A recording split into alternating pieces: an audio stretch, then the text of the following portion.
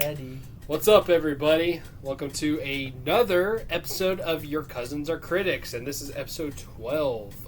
It's been a long time, actually. 25 years. Just about. It feels like that way, yeah.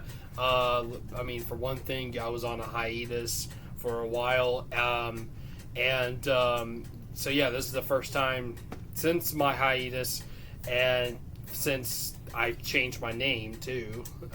Those y'all who just watched the channel, I'm now Jimmy Stone. But yeah, that's the name of the channel too. I'm still the same old Cade Storm. Yeah. Thank God. So today we are talking about the 1997 David Lynch film, and that is Lost Highway. Starring a bunch of people: Bill Pullman, Patricia Arquette, Gary Busey, Richard Pryor, Jack Nance, who's in almost all of his movies, and some other actors I never heard of. This guy, I can't pronounce his name, but that's Balthazar Getty. That guy, Mr. Getty, who played Pete. But yeah. Oh, really? His name's Balthazar? Yeah, I don't know. Huh. Battlestar Galactica. Battlestar, yeah, but his name might as well be Battlestar Galactica. I'm just gonna call him that for the podcast. I'm calling him Battlestar Galactica. Battlestar. I'll call him Battlestar for short. Okay. For short. For short. Anyway, so yeah, Lost Highway. So this was, as always, most of the time, this was his first time watching and my third time watching. I forgot to mention, we were originally going to do Naked Lunch, and that was during my hiatus too, but I didn't really have a whole lot to say about that movie. Weird movie. Yeah. What's weirder, this or Naked Lunch? Benway! I don't know. They're weird in their own specific ways, because, like... Yeah, I mean, I would say Naked Lunch, but that's because I'm used to David Lynch. Yeah. There's some, I don't know. I'm still not used to David Cronenberg. There's some crossover, because these are both 90s movies. I feel like there's some crossover in these. Like, I don't know how much of a fan they were of each other's work, but there's... I felt some similarities in these movies, to be honest.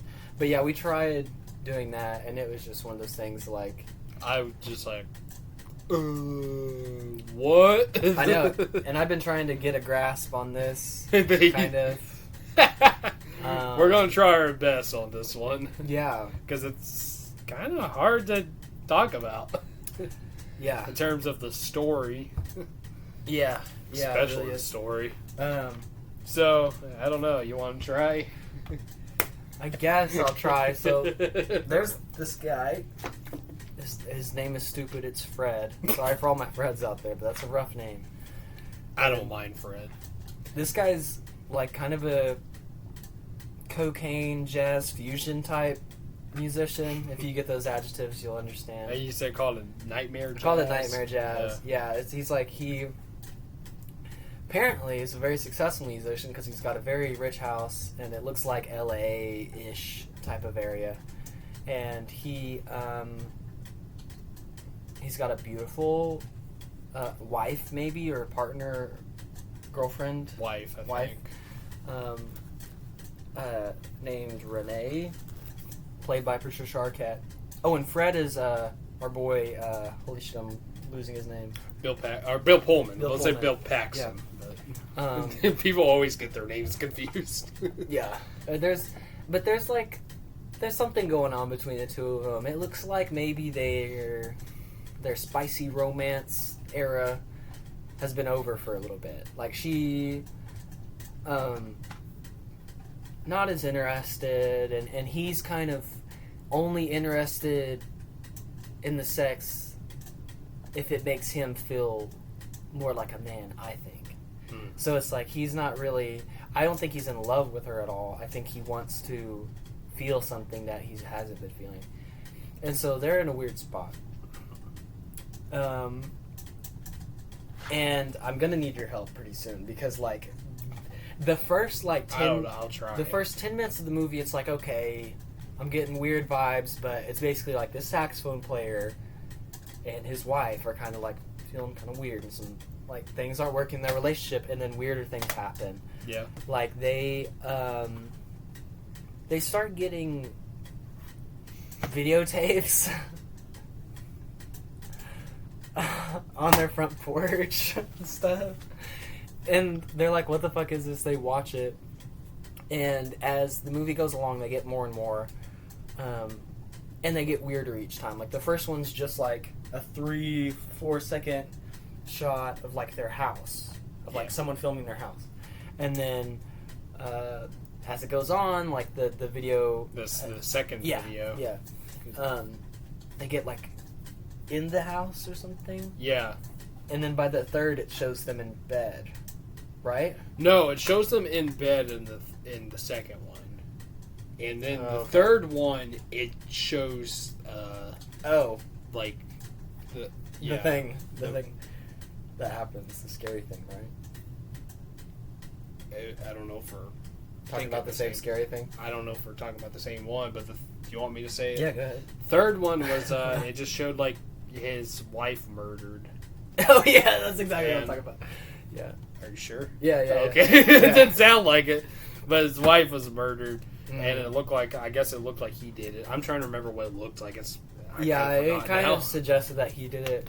So okay, so we kind of jumped into some crazy shit already, but in between those two scenes or those happenings, they go to a party at this cool guy. His name's Andy. Sorry. He's obviously a sleazy dude, and he's got one of those really thin mustaches, like on the bottom. You said that he gave you like vibes, like he reminded him of you. Well, because he's like walking around, he's all like smiling and being like, and I was like, this guy's acting like me. But then he turns out to be a lot sleazier than I am, so right. Kind of regretted saying that. But and Andy's flirting with Renee, Bill Pullman's wife, and Fred's wife. Yes, Fred's wife. And Fred gets kind of mad and takes a couple shots of scotch, like one after the other. And then he sees this goofy-looking best character in the movie. Motherfucker. Best character What's his name? in the fucking movie. Mystery name? That's the name of the character in the credits. We called him Wormman. We called him Wormman. He kind of looked like a worm. But he kind of looked like a vampire, too. Yeah, oh yeah. And he saw this guy, and... I should mention the actor who played him. Go ahead. Robert Blake, I think is his name. But this guy, he's seen his face before. Like, on his wife's face. Robert Blake, yeah. Yeah. Who passed away this year, actually. He saw this dude's face on his wife's face. That was hilarious. It was so weird. It was like... we were laughing our asses off. Because it looked like memes. It looked like how like some memes look now. Where they just plaster someone's face on someone else's face. It was just weird. And this guy walks up and he's like, we've met before or whatever. And then, and he's like, where did we meet, huh? And Wormman says that we met at your house, Fred. At your house. And then he hands him a phone and says to call him. And so Fred calls his own house, and another Wormman answers. I was laughing really hard. And you were just like, what the fuck? I was just like, man, what? I mean, I thought that too when I first saw the movie, but I thought that was the funniest shit. I mean, it was pretty funny. And then, things just escalate. They get the police involved. They're like, hey, there's people like in our house and stuff. And he goes back to his house, and there's no one there. Wormman's not there. I don't know. It's just a weird thing. And then we'll go back to the third videotape, or the second one, or whatever it was, and where it shows his wife dead. Third. And then it flashes to him in prison, and then he's in prison. Mm-hmm. And wait, yeah, right? Yeah. Okay. And he's on death row, and he's gonna get the electric chair. But then... Oh, yeah, Henry Rollins is one of the guards, too. But then...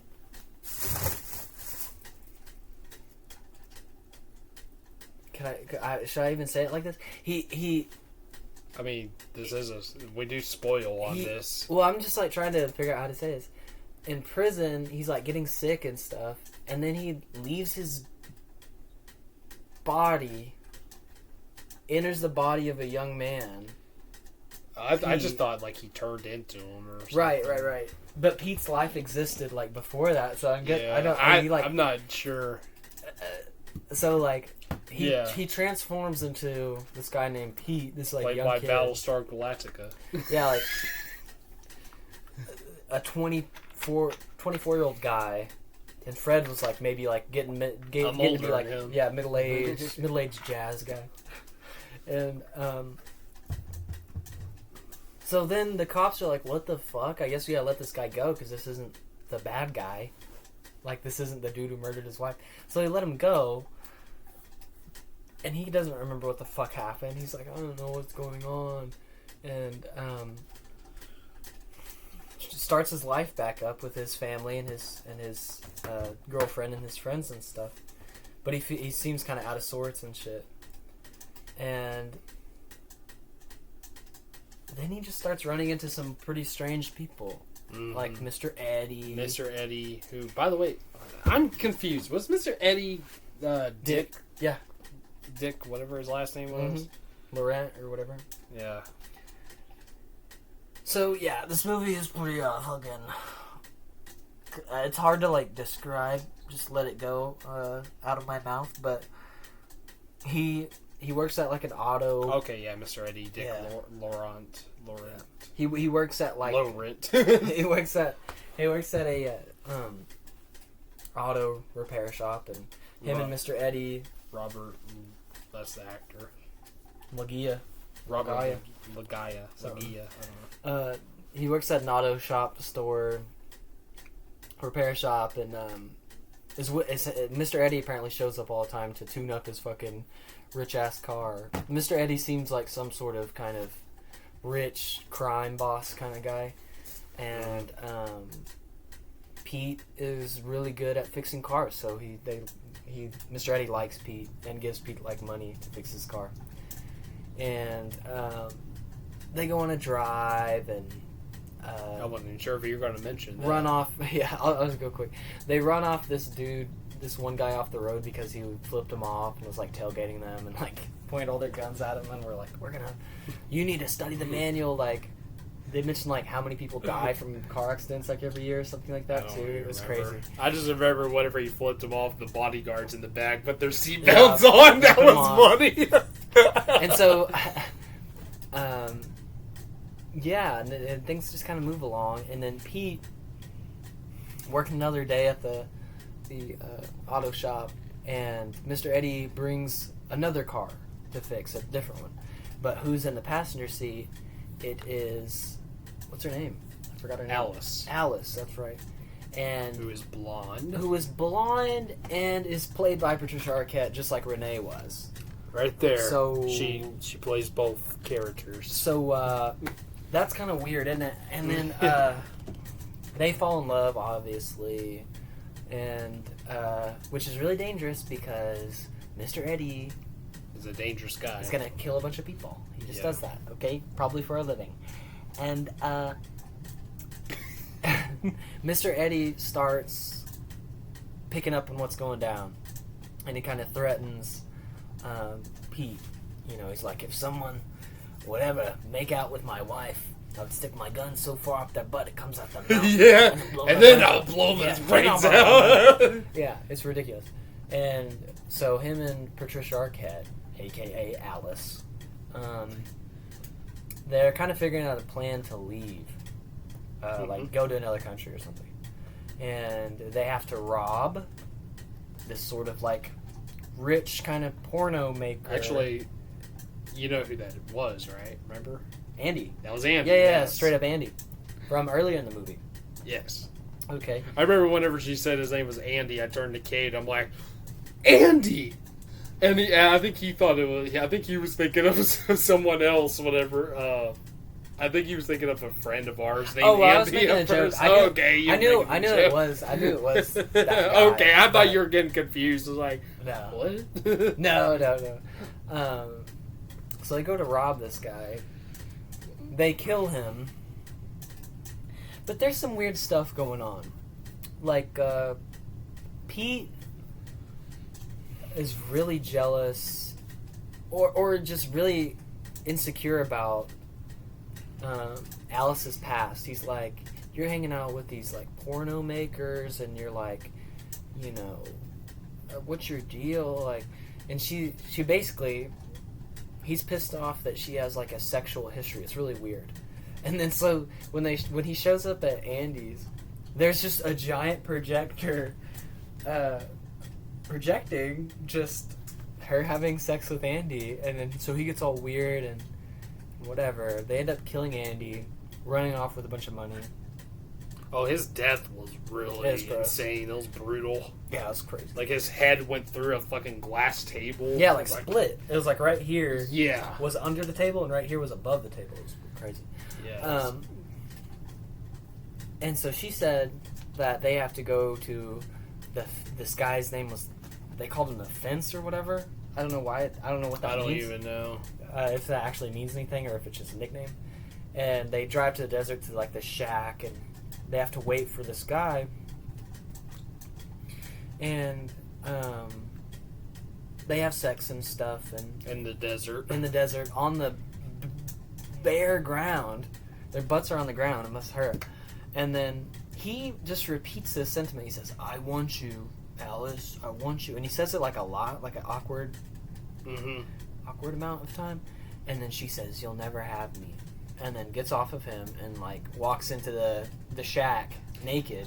Oh, the shack too. Like, there's some shots where, like, in reverse was like an exploding, but in reverse, like, throughout the movie. Yeah, it was like, first it starts out on fire and then it goes and then just to normal, which is pretty cool, pretty awesome looking. Yeah, oh yeah, fantastic. But I even showed you that before we even saw the movie. Yeah, once. But I actually have a GIF of that on my phone. That's where I showed it to Oh, you. really? Yeah. I don't remember it being on there, but yeah. Let's get through this real quick. Okay, sorry. You're good. This is just a lot to fucking explain. Yeah. So then the fucking worm guy shows up, right? Yeah, he's in the cabin or whatever. Oh, wait a minute. Yeah, we forgot. Wait a minute. Once she leaves, goes into... Do you want me to say? Yeah, go ahead. Once she leaves, goes in the cabin, all of a sudden he turns back to Fred. Yeah. And he's back to Fred, who Fred kind of has, I guess, some of the same memories as... He has, like, memories as Pete, though, the same ones, because he clearly knows who Alice is. So he goes in there, it's like, where's Alice? And the worm guy's in there, and he's like, who's Alice? Alice who? Her name is Renee. Yeah, he's like, if Renee. If she says call her Alice, she's lying to you, or whatever. Yeah, yeah. And then after that, Bill Pullman goes to this hotel where Renee, his actual wife, is sleeping with Mr. Eddie, a.k.a. Dick Laurent. And she... But did we even say that first part with Dick Laurent, he gets like someone, at the doorbell? I didn't mention that. I didn't say that. Okay, well, let's go ahead and say that real quick. Okay. At the beginning of the film, I think the first thing in the movie was him getting doorbell rings and what's a microphone? Yeah. Someone says to him, Dick Laurent is dead. And that's it. And he just, walks away. And so, yeah. Go ahead. So, Bill Pullman drags this boy out to the desert and slashes his throat. And then the worm guy's there. And the worm he's filming, too. Yeah, the worm guy's, hanging out with Bill Pullman. They're cool. And they show him, a little video. They show Dick Laurent a little weird video where like just porn is happening and stuff. Marilyn Manson's Manson, in it. Marilyn Yeah. Manson and his one of his guitar players is in it too. And then there's like a little back and forth conversation, and then the worm guy shoots him. Worm guy disappears. Bill Pullman puts the gun away in his pocket like he shot him. Did he? Yes. I don't even remember that. Yeah. And then he just goes back. Does he go back to his house for like a second? Where does he go after that? Because he goes back. I think he does go back to his house, and I'll say it. He goes back to his house, and then he does the doorbell thing and says, "Dick Laurent is dead." Yeah. And so he's the guy in the first movie. yeah. And And then he gets chased by the cops. yeah, which the cops have been like following Pete around the whole movie. Did they? Yes, they were stalking him the whole. Remember? Because they were like, "Damn, this guy has sex a lot." Oh yeah. From the I get. Were they just watching because he just got out of prison or something? Well, yeah, because it's like, how did he get into that cell? Like they were like, Right. "What the fuck happened?" Okay. And then That so makes sense. it ends with a fucking chase, and during the chase, Bill Pullman just starts screaming, and his face gets bigger and morphing around, real Altered States-esque. I haven't seen. Pretty good movie, pretty weird movie. Oh yeah, we have it. Yeah, we gotta watch that sometime. I forgot I Very, borrowed that. very strange. I love that movie. I would not hate it if we watched this. Ken Russell. I always keep thinking that this is Cronenberg that directed It's it. pretty. Honestly, dude. We can talk about this later, but I'm like, once we get some food, we should watch that movie. I'm kind of. Oh, really? Yeah, I would love to.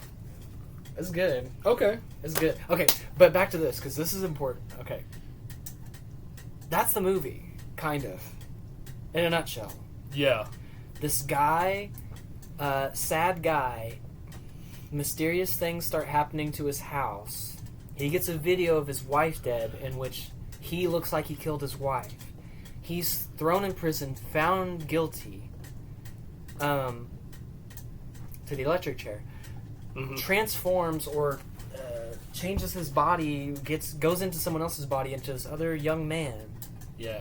Who's now who basically gets in a similar situation himself, where he kills a person for this woman that he likes or that he wants to own, basically, and she leaves. He turns back into Bill Pullman, Fred. Mm-hmm. Admits to what he has done into a microphone on a doorbell and leaves. Do you even know what this movie is trying to say or anything? I have some inclinations because Okay. I was thinking about it, and I honestly did look at some, like I just Google search like, what does this shit mean? Oh, did you? I did, and also I know, like everyone knows, if you know David Lynch, you know that like he's kind of cryptic about what his shit's about. Yeah, and he also refuses to explain what his movies are about. Yeah. Too. Which, good. You know, I respect that because he wants people to have their own interpretation and stuff. I have my own interpretation of Eraserhead, which is, of course, my favorite. If you don't know by now, it's my favorite movie of all time. But yeah. And all his other movies, too. Or at least, well, some of them, at least. I mean, of course, The Straight Story and whatnot, like Elephant Man, those are easy to explain, but yeah. So Those were both, like, based on true stories, though. Mhm. So. Yeah. Man, I mean, if we just want to get into, like, what we think the movie's about, Well, we could. you can. I don't really have anything Okay. to say. I have no idea what this movie is about. I am curious to see what you would say, though. I think this movie is about male fantasies, probably. Like, I think it's about, like, Yeah. I can what see men think men should be, and how they think their women should be. yes, or something. yes. Okay. So, like, I mean, one of the earliest scenes is like him.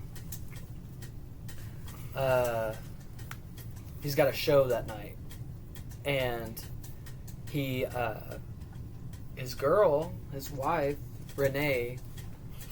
I just remembered whatever. I'm sorry. Go ahead. I'll say Okay. if I remember. I'll say it. Basically says she doesn't want to go to the show. She's tired.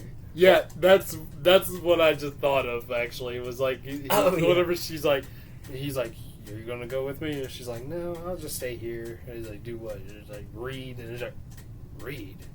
You just stay here, and read. Like, Yeah. That kind of made me laugh. It was such an awkward, weird Yeah. moment. But basically, like, okay, and then it shows him playing on stage, and it's crazy. Like he's a crazy, like John Coltrane saxophone playing, and so he's really cool on stage. Mm-hmm. And he obviously wanted her to see that. He wanted to turn her on with that. Oh, okay. She didn't care. She didn't want to go. So that probably ate his ego and ate at his manhood. Like, he... Otherwise, like, if he's not holding a saxophone, he is not a very cool-looking, masculine guy. Like, he's not buff or something. Or That's the only scene where he plays saxophone. yeah, that's the only scene where he's cool. And after that, it's like,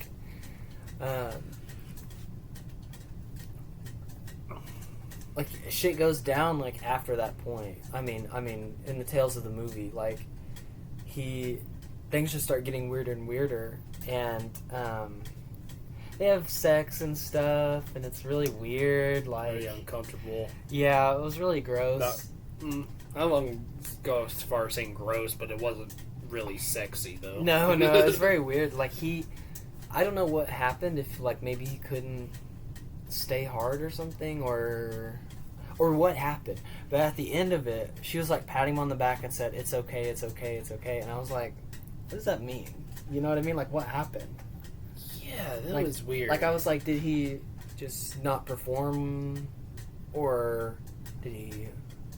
Come too quickly. Yeah, like honestly, like what happened? And she was obviously just like kind of let him do it to her. Like, she was not like begging for it or something, or what? It wasn't like excited on her end, and so she just kind of let him do it. And then, so I think he was just probably really ashamed about that. Mm-hmm. But so basically, I guess what I'm trying to get at with all these things that I'm just kind of dishing off is that this movie is like a man's ego tells him to be this sort of macho stereotype, Mm-hmm. and that women are a symbol attached to that stereotype. So, like, in other movies or stories, we have, like, the scene of, like, the character of, like, the soldier or something. The warrior who, like, saves the day and gets the girl because he saved the day. Mm. She's a symbol of his victory, almost. She's a trophy that he can do whatever he wants with, basically. And so he's not getting that in this movie, and I think it makes him go a little crazy. And then he takes the form of a younger man, a younger, like, more virile man, and starts doing the same things, like starts living out this fantasy that, you know, just some kid in a auto shop place will catch the eye of a beautiful blonde-haired rich woman, and they'll be in love. She'll be, like, very attracted to him and stuff, and, like, be deeply in love with him, and, like, the sex will be great and stuff. And then shit starts to go bad whenever he realizes that, like... I just remembered. Pete, or he had a girl at one Yeah, point. he did. Yeah, we forgot to mention that. I forgot her name, but yeah. Yeah, fuck. Damn, I forgot her. Sheila. Sheila, yeah. So Sheila, he already had a girlfriend, and he was like having sex with her, but he was not. Played by Natasha Gregson Wanger. He's with her, but Oh shit, she's Natalie Wood's daughter. huh. But anyway, she's just kind of like there as an object for him as well, and I think he's lying to himself, telling himself that he likes her, but it's really just she's just there and stuff. Uh-huh. And I think she likes him. She's deeply in love with him. Yeah. And then, so he starts like kind of cheating on her with Patricia Arquette as Alice, and he's way in love with her, but he wants her as like an object, as this fantasy of like a perfect woman who is like never had sex before, or has never had like sex that is deemed unpure or like some sort of unacceptable. Like when he found out that she was like in like kind of porn-ish things, or like in the porn industry. Yeah, or when he found out that she was like forced to have sex with a guy like at gunpoint, he like was disgusted with her and stuff. And so it was like at that moment where I was like, whoa, this Pete guy's kind of weird, bro. Like he was just like really like freaked out that she like had sex before him, basically, or like had porn-ish sex before meeting him. Yeah, maybe not sex, but like been in porn. And so that kind of like freaked him out the whole rest of the movie. Like he kind of had this conflict within himself about how he felt, but he would like block that out and then like start making out with her again and shit like that. Yeah. And then at the last sex scene, I believe it is, when they're having sex in the desert, like I said earlier, he said, "I want you," like 4 or 5 times. I'm like, doesn't sound sexy anymore. And she basically says like, "You'll never have me," and disappears. Mm-hmm. And so this seems like it's kind of just, this whole movie is like a fantasy almost, maybe. Like I don't know if the whole thing is. I mean, that's a lot of Lynch films, anyways. Yeah. But like Racerhead for sure. Mm-hmm. But definitely like Mulholland Drive is, sorry to cut you off. Oh, you're good. But Mulholland Drive is like a dream, is what that is. Mm-hmm. A good dream, but yeah. Anyway. But yeah, so I don't know how much the whole movie, what's real, what's not real, and I don't think that's really the point. Yeah. I think it's more just, like what I got from it was this is just sort of like it's talking about masculinity, I think. And like that, that like violence, it's like violence mixed in with owning a woman and being macho, because like there's a lot of murder in this movie, like a lot of like violent things happen in this movie, and towards the end, you know, Bill Pullman and Pete, or sorry, I keep on getting their names kind of funny, Fred and Pete, they're at the end of a lot of violence. They do, you know, they kill a guy, they kill multiple people, and all this just because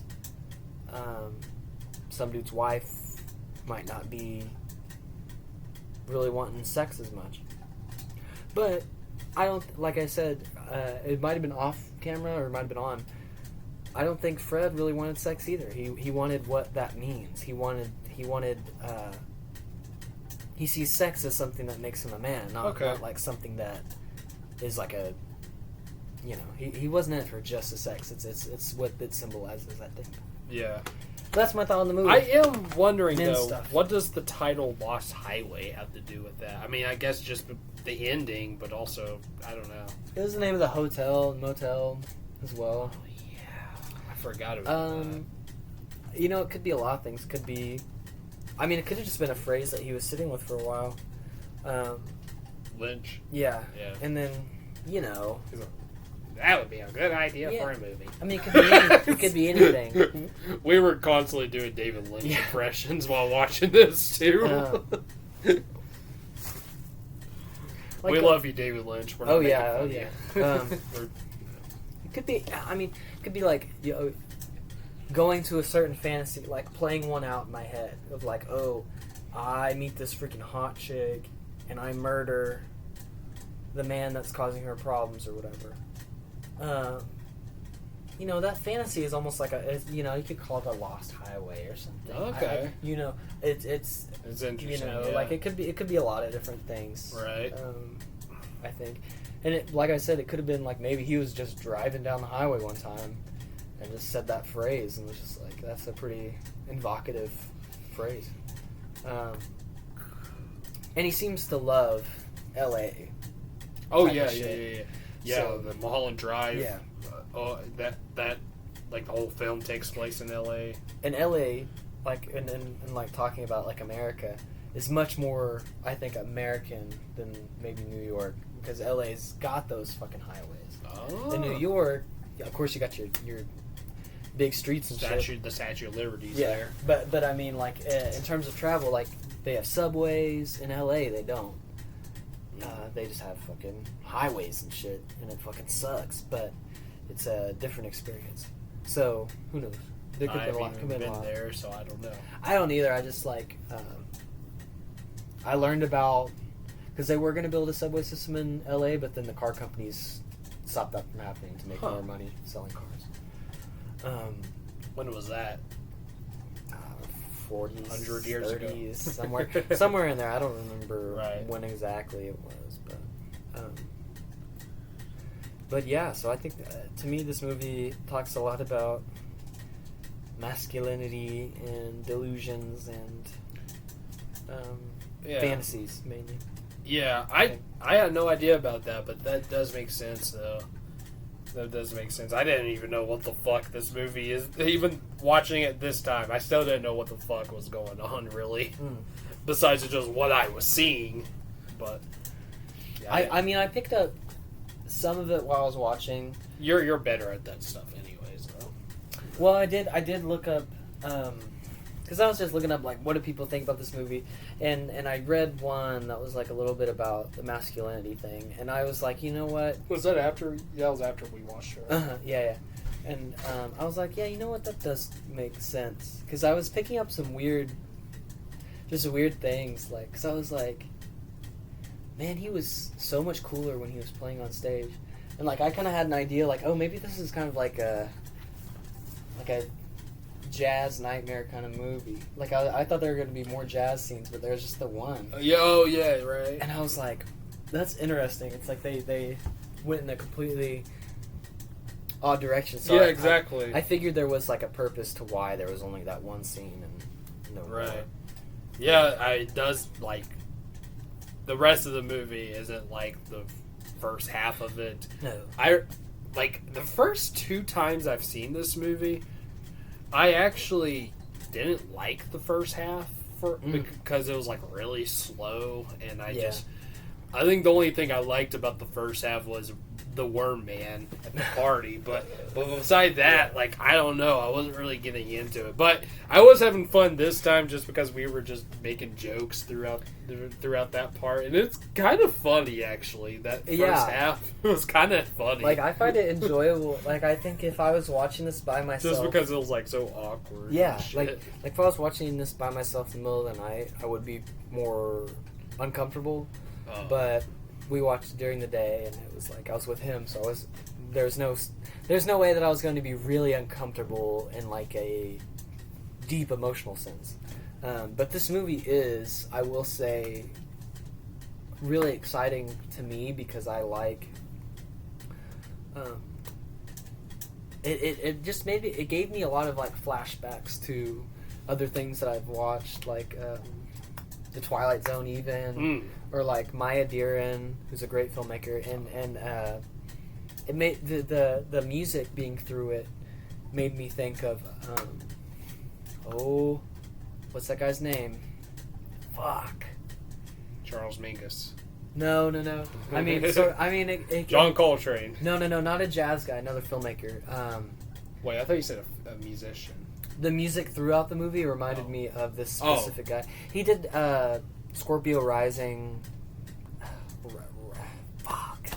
I forgot his name. He wrote Hollywood Babylon, that book. He hung out with Jimmy Page and. He directed Scorpio Rising. Mm-hmm. Oh, fuck, what is his name? I always forget it. He's got like Lucifer tattooed on his back. He's crazy. But his old movies had like 1950s music throughout them, like as the soundtrack. Kenneth Anger? Kenneth Anger, yes, that is it. Okay, so. Oh, he died this year, he too. Did. Yeah, he passed away. I'm surprised he didn't die soon. 96. Yeah, which is crazy. A cult motherfucker. But this movie just reminded me of a lot of things that I enjoyed, and I really enjoyed watching it. And it gave me like kind of a scratched my itch a little bit, because I haven't told you this, but like I've had kind of this fantasy in my head about like making a sort of, I guess I'd call it like a nightmare jazz movie, like a movie that takes place maybe in the 1970s, but in another like universe or whatever, like where things are kind of odd and like creepy, but jazz being like the backdrop, or like maybe some of the main characters being jazz musicians. I'm not familiar with his other work. They're all. We should look into them here in a little while, but. Oh yeah. But yeah. So this movie kind of just made me happy, because I was like, seeing a dude screaming into a saxophone on stage is like something that I really love personally, and I would love to like make art that it's a has short that same film, energy. Scorpio Rising. Yeah, all of his films are pretty short. I think he's got like one feature length. He was like an underground. He's like an underground kind of director, like, kind of like Maya Deren and stuff. Gotcha. And those brothers that you like too. Yeah, those guys are a little different. What are they called? Fuck. They've got like two names, but I forgot them. I'm bad with names today, and I own like all their DVDs. They're like stop motion guys, but I don't know. Oh right. But yeah, so yeah. Wasn't it like the similar style like in the Tool Sober video? There's a famous video of Kurt Cobain talking shit on Tool because they basically copied. Really? Yeah. That's awesome, actually. The Quay brothers. Fuck, that's their name. Quay brothers. Yeah, he was kind of mad because he was talking shit because, like, I like those old Tool videos, and now I know why, because they just straight up copied these guys, which. Fuck you, Adam Jones. I'm not. Adam here Jones, to, the guitarist of Tool, did those. I'm not here to shit on them completely, because like it took a lot of work. They did. We're going off topic anyways, but I'm just saying, doing stop motion, man, that shit's hard. Yeah, we even tried doing stop motion. We did with Legos and wrestling figures. Well, I'm wanting to. Not with that, but I want to do like music videos, like, or do like art. Hell yeah! I want to try and do that. But anyway, back to this.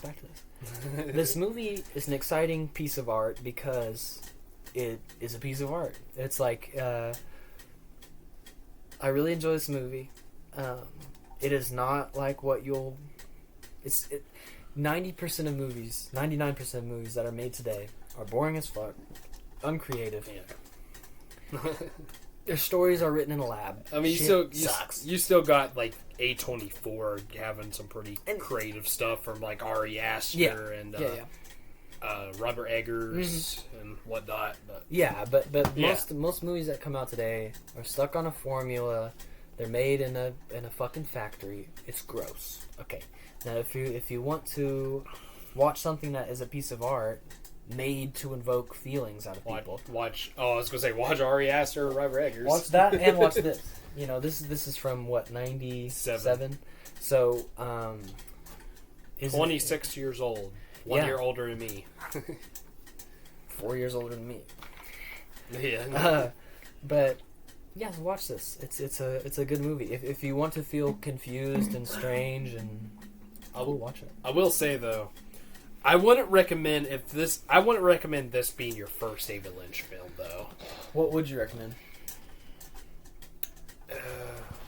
Either Mulholland Drive, Blue Velvet, or Eraserhead. Mine was Eraserhead. I don't know about Eraserhead, maybe. But definitely either Mulholland Drive or Blue Velvet. I would say start with one of those.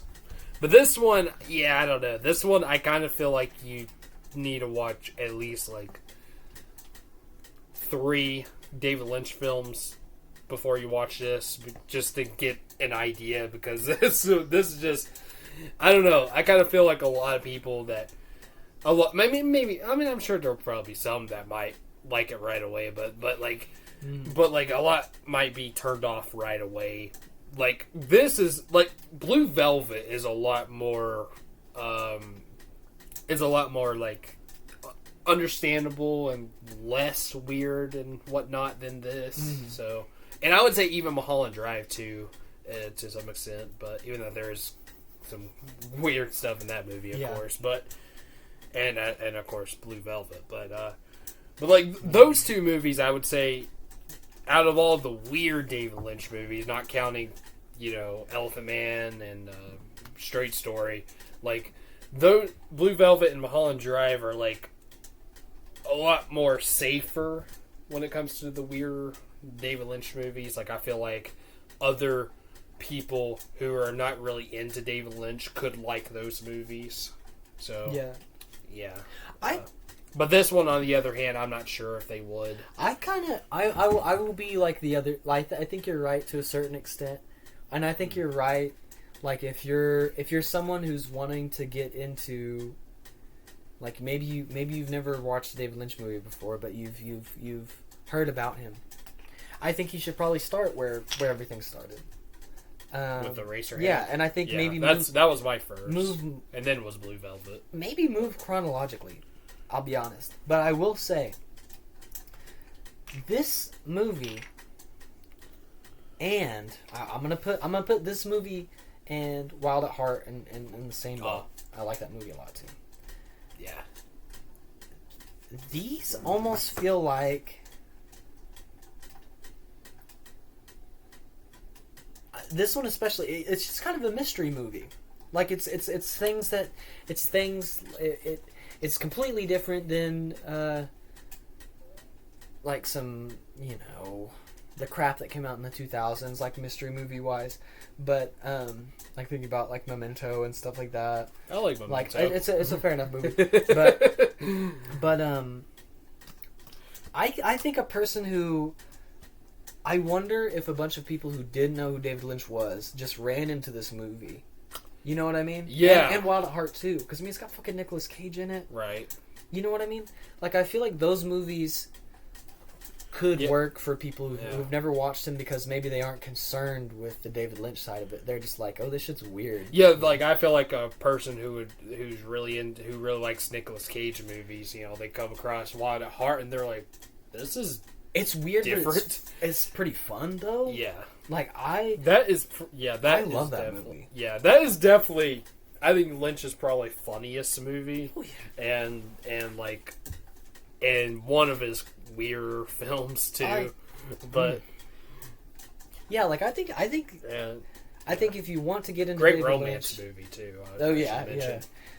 If you want to get into David Lynch, I'd say go chronologically. But if you're just like showing kind of a cool weird movie to your friend who's maybe more of like a normie kind of person, I'd say you could try this one or Wild at Heart too. Like to me, I remember Blue Velvet being really scary, like because of Dennis Hopper. Yeah, it was Frank like Booth, this might be more weird visually, but I was not scared by this movie one bit. But Blue Velvet made me like question if I need to like talk to a therapist or something. You know what I mean? Like it made me feel like, okay, I need to make sure I'm a good guy. Every time I watch that movie now, I don't have those issues. Yeah. But whenever I first watched it, I was kind of like, Jesus Christ. I remember being disturbed. Like I was like, wow, a person can be that crazy. Yeah. Now I think Frank Booth is hilarious. Every time I watch it, I'll fuck anything that moves. Yeah, it's like it's ridiculous. Yeah. Was it hide again? Fuck that shit. Pabst Blue Ribbon. Yeah, he's a crazy. I mean, there's just crazy things in there. I love David Lynch characters. Like he comes up with the weirdest and craziest characters ever. Mm-hmm. And my favorite is definitely the mystery man, the Wormman in this movie for sure. Yeah. He's fantastic. Okay, I will say something about Robert Blake, by the way. I don't know whether or not it's true, but he actually was similar to the story of this movie. He was actually convicted of murdering his wife. Or framed for murdering his wife.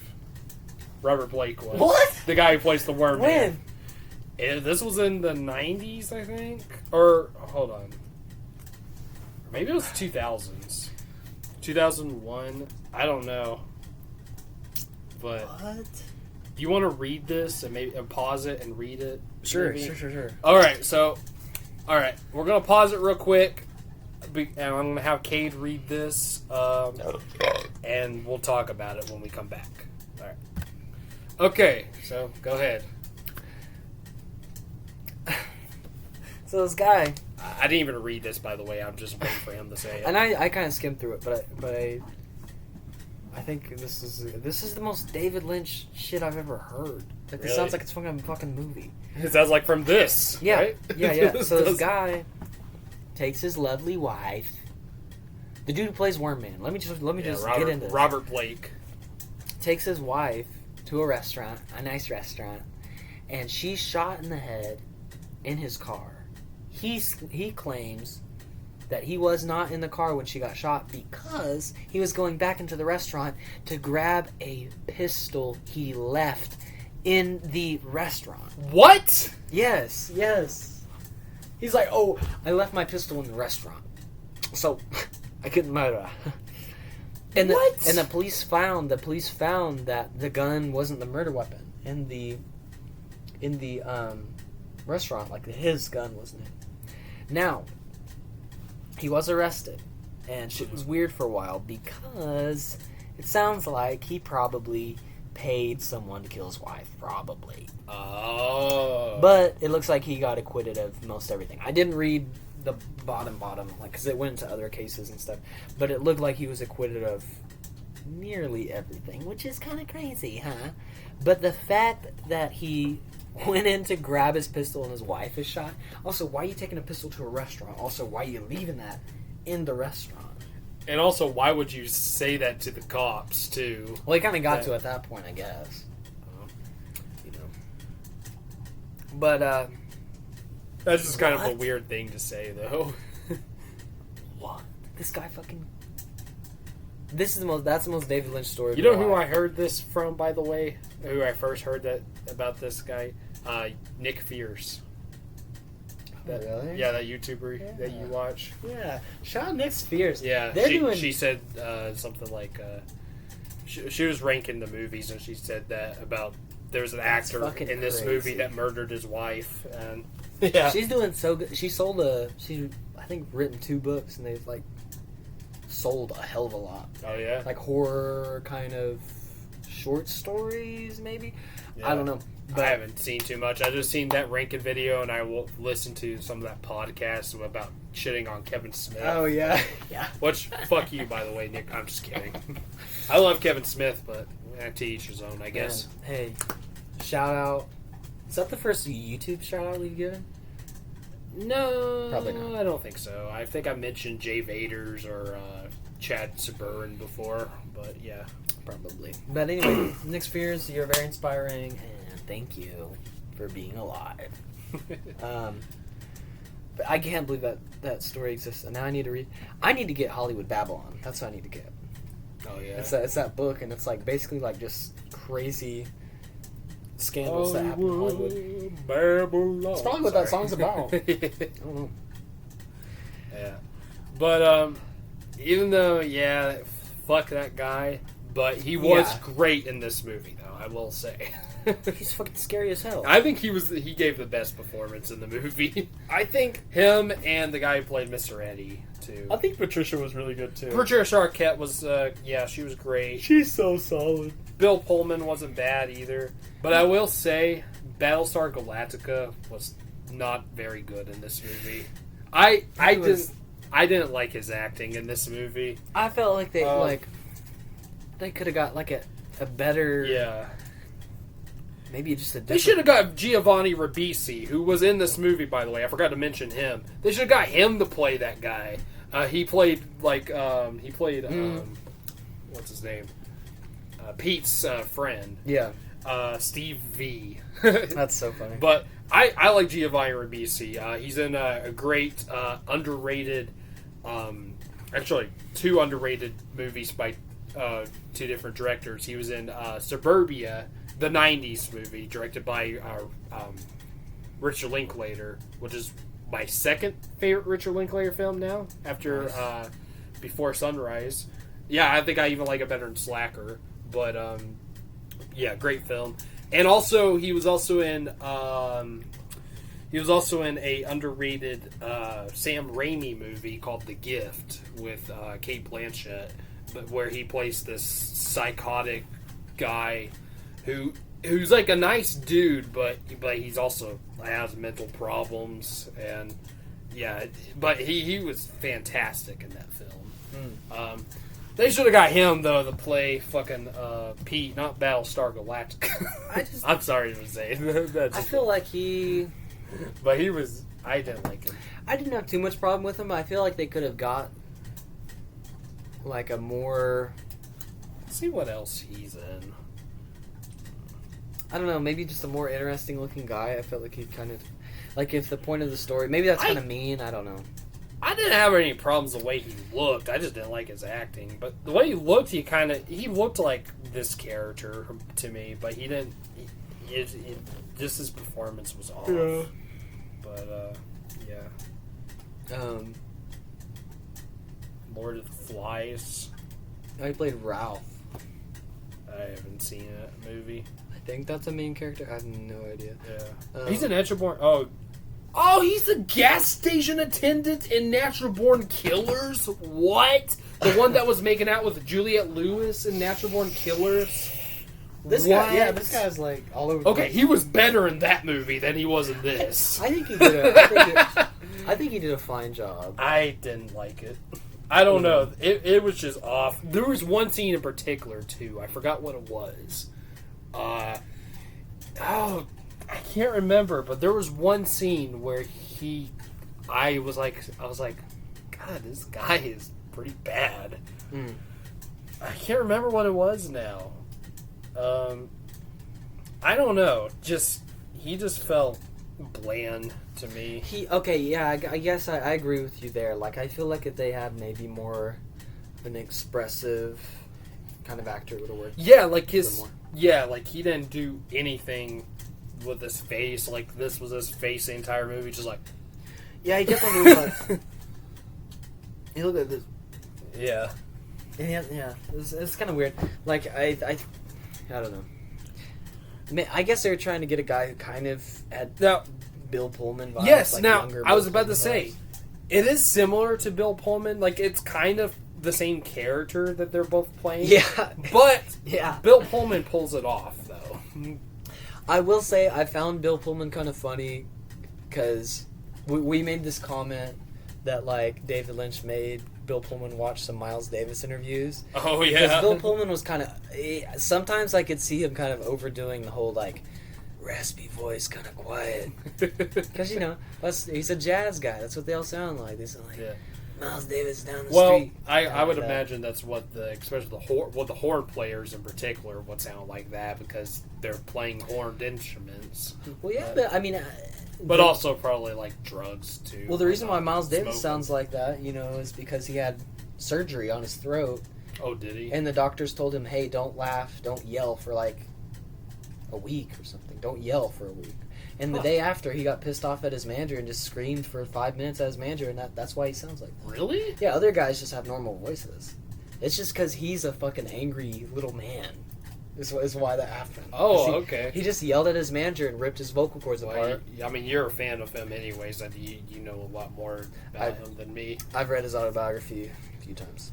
I very good autobiography. Didn't you say you wanted to do one about that biopic with Don Cheadle? We have to do one because I'll be so mad. Because it's all about Don Cheadle, like getting mad because someone stole his demo tapes, or I think Columbia stole his demo tapes, and he's got a gun in his hand. He's like, they stole my demo tape, and I'm just like, they don't have to they don't have to lie. They can just make a real biopic about this guy's life, and it'll be interesting. That's funny. The man was so high on cocaine all the time. He crashed his Mercedes and broke both of his legs, nearly bled out, survived, and still did cocaine, and slapped a woman in an elevator because he thought that she was in his car. He was going crazy. He was hallucinating. Wait, this is him in the movie? No, this is real life. Oh. They don't have to lie about Miles Davis for it to be an interesting movie or something. So it's just kind of funny to me that they had to give him a gun or something and make him be like, let's get my demo tape. Hey, Ewan McGregor, let's go get my demo tape. Ewan McGregor? He's in that movie, yeah. Oh, okay, cool. Yeah, he plays a journalist. Okay. Dumb. I do like Ewan McGregor, though. No, So. me too. But silly stuff. Train Spotting, great film. Yep. Star Wars the second. Where he's got Revenge of the Sith. Yeah. Hello there. I'll go to high ground. Yeah. You're on the high ground. You're my brother, Anakin. And I loved you. That was my Anakin impression. I hate you. I hate you. Yeah. Okay, sorry. You get your robot legs sewed on, dummy. Just dumb shit. Look out for our future episodes on the Star Wars prequels. I'm just kidding. That'd be kind of fun, actually. I haven't watched them in a long time. I actually enjoy them. I love them. Attack of the Clones is but I actually do like Phantom Menace a lot, and The Revenge of the Sith is actually my favorite Star Wars movie. It really is. Let's go. It's I'm amazing. with you on that. I love Revenge of the Sith. I like the second one just because when they're in fucking off topic. Yeah. Oh yeah, I like the second one because How it's many David Lynch fans were Star Wars fans too? David Lynch was asked to direct Return of the Jedi. So good. Do you remember that? Yeah, it's so good that he did not do that. Right. But just because he directed Dune, what which was terrible. You remember in the Attack of the Clones when they're in the city and it looks like Blade Runner? Yeah, I think so. I did like it. Oh, whenever they're chasing that girl, that bounty hunter. Yeah, okay. That shit was the cool. action scenes Yeah. are good. It's it's the fucking romance in that movie with Yeah, you're Hayden, right. Hayden Christensen and Natalie Portman. Yeah. And Natalie Portman's a great actress, and she isn't as bad as everyone says she is in that. I think she's good. In those movies. It's just that the chemistry with her and Hayden is so bad, but that's because Hayden Non-existent, there, buddy. I didn't think he was as bad as he was in Revenge of the Sith. He was actually not too bad in that movie. Yeah. But in Attack of the Clones, he was rough. He had good chemistry with Hugh McGregor, but not any with The way he said Natalie. "master" made me so uncomfortable. Master. Yeah, master. Okay, I'm weird. sorry. It's We're weird. going off topic. Weird. I apologize. Much like this movie does. I mean, we always do, but yeah, That's true. Well, this movie's on topic the whole time. It's just weird. right. Just weird. I also want to give a shout out to Richard Pryor, who was barely in this movie, but he was funny. He had a weird voice, and he was Yeah. I don't know. He plays like a senile. I old think man. he only was in one scene, but he was. I think he was Pete's boss. Yeah. Yeah, and also Jack Nance, who's of course been, one of David Lynch's, recurring actors ever since Eraserhead, of course. He played Henry in Eraserhead. But Jack Nance, too, is barely in the movie. This was actually, I believe, his last movie with David Lynch before he died. So, yeah, rest in peace sad. to both Jack Nance and Richard Pryor. But, yeah. She's dead, wrapped in plastic. There was a fish in the percolator. That was one of my favorite lines. I guess it I was. don't remember that one. I think he's holding a fish. I don't know. Yeah. Let's see. Pretty Anything crazy. else you want to talk about Man, before we wrap it up? And well, of course, I give don't our think so. scores and I don't think give so. our overall thoughts and scores. I need to write my Jazz Nightmare movie and make it someday. That's my last thought Okay. on this. It inspired me, I guess. This movie's Yeah. inspiring. Okay, so what would you give this movie? From 1 to 10. I give it an 8. 8? I give it an 8 out of 10. I also give it an 8 as well. Oh. I actually, okay, I will say, I didn't like this movie as much as I did the first 2 times. Mhm. It kind of went... I gotta say, though, it was actually the opposite, because I did say earlier that whenever I first saw this movie, Yeah. and even the second time, that I was actually... I didn't care for the first half, or the first act, or whatever. Yeah. Like, I actually kind of liked that a little better this time around than the second act. Me The too. second act was I thought the third act was good, Yeah. but the second act was kind of, I mean, it had its moments, but it was kind of dragging for me, and I don't know. But I like the first and third acts of this movie. Let me tell you. And the second act was well, not terrible, but yeah. 100% agree. I was like, once he went to prison, I was like, oh, this shit's gonna change. Like, I'm like, what's gonna happen now? Yeah, Because I liked the setting. I liked what was going Right. on. I like that there was this mystery of like, who's the fuck is filming their house? Oh, it's this Wormman. I bet you whenever he got in prison, you were probably thinking, "Where's this movie going to go now?" Like, I was worried, to be yeah, honest, because I was like, prison. I don't. I tell you, you probably wasn't expecting him to change into someone else, though. No, well, I think I remember faintly knowing that that's sort of what happened. Yeah, I think probably from a Nick Spheres music video, YouTube video. right. But I didn't remember clearly like what went down in this movie.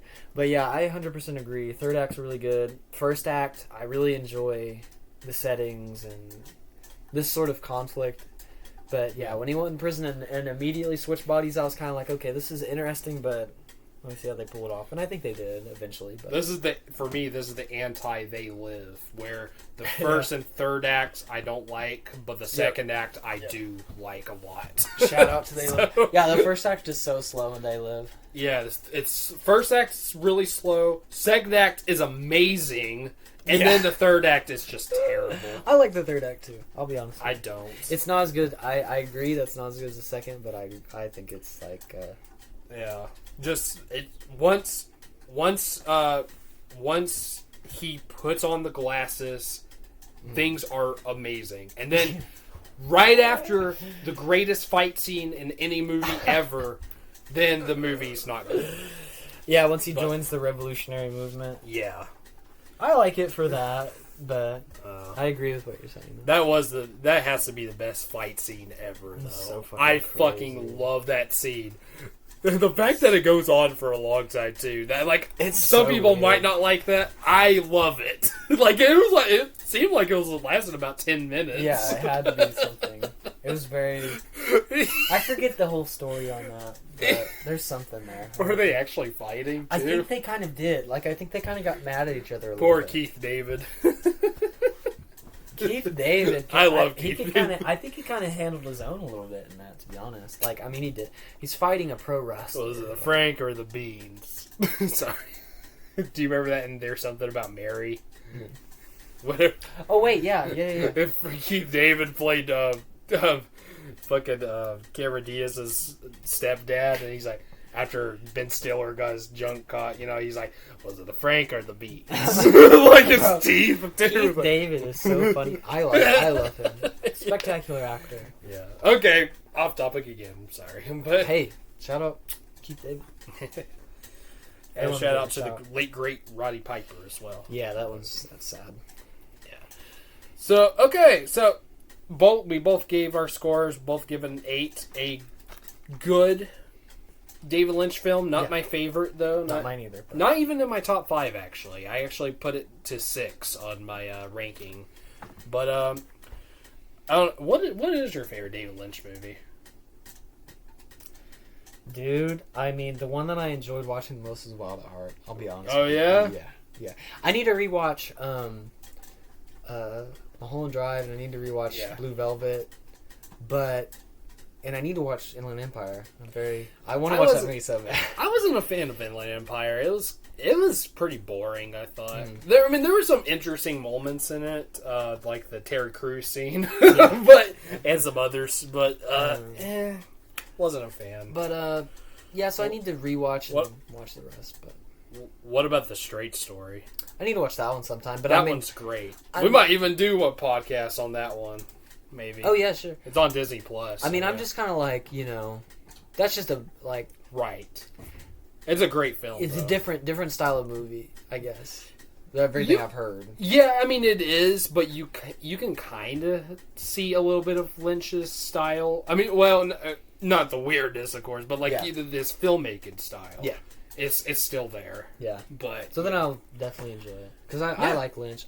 I will say, I'm Team Cronenberg though. As far as David's go, you're a Lynch guy. I'm a Cronenberg guy. I've only seen two. I've only seen Naked Lunch and Videodrome, and I didn't like Videodrome that much. Naked Lunch I kind of liked a little bit. It was all right. Being a homosexual is a spectacular cover. But anyway, so I guess we better wrap it up. We I think you wanted to watch Alter States. Is that what? Yeah, we should. Okay. Gosh. Get some food first. Yes. All right. Yes. It's good to be back, Jimmy. Huh? It's good to be back. Good to be back. Back in town. Nice to have People you get back, to see me rolling around on the ground. I move around so much during these videos. So okay. they can see that now. Rolling around on the ground. Well, I'm always like moving, So am I. I can't really stay straight. My back hurts a lot. I had to like do this. We're sitting flat on the floor. Yeah. All with our butt cheeks. So. Yeah. and on that bombshell, I'm just kidding. Shebang! Anyway, so if you made it this far, thank you again for watching. Hope you enjoyed this episode of Your Cousins Are Critics. One more thing. I'm already going to announce the next movie. And it's actually a movie I haven't watched yet. Hellraiser. It's the next movie we're going to... Hopefully, it's going to be the next movie Jesus we're going to watch. wept. Okay, so that's definitely a me movie. As you can tell from that. That's I've probably what watched it that is. movie like 5 or 6 times, I'll be honest. Yeah. So you down with that? Oh yeah. Sweet. Are you kidding me? So look out for that. Look out for Hellraiser, the next episode. So, alright, so, alright, so look out for, as for my channel goes, look out for my J.J. Abrams ranking coming, that'll be coming, this Monday, so look out for that. So yeah, anything else you want to say, Kate? Listen to Poor Hunter, dude. Listen to Poor Hunter. Straight Poor Hunter. This is, yeah. Cade's got 2 EPs out on Spotify as Poor Hunter. He just released one last month called Ballads, and he even has a music video out on the channel, which I helped made. I actually promoted it on my channel. I don't know if you noticed, Thank you, by the way. but yeah, Thank you. you could just look at my channel. So on my channel, go to community. And if you haven't seen the post, I posted the video there, so you can check it out there. So yeah, check out that, and also listen to Poor Hunter on Spotify. So yeah. Thank you, my friend. Yeah, And that's pretty much all I got. Yeah. Happy to be back. awesome. Yeah, listen to the song "Lover Spectacle." It's great. All right, so please like, subscribe, comment, and hit the bell, and we'll see you later. Adios, amigos. All right, peace. Bye-bye.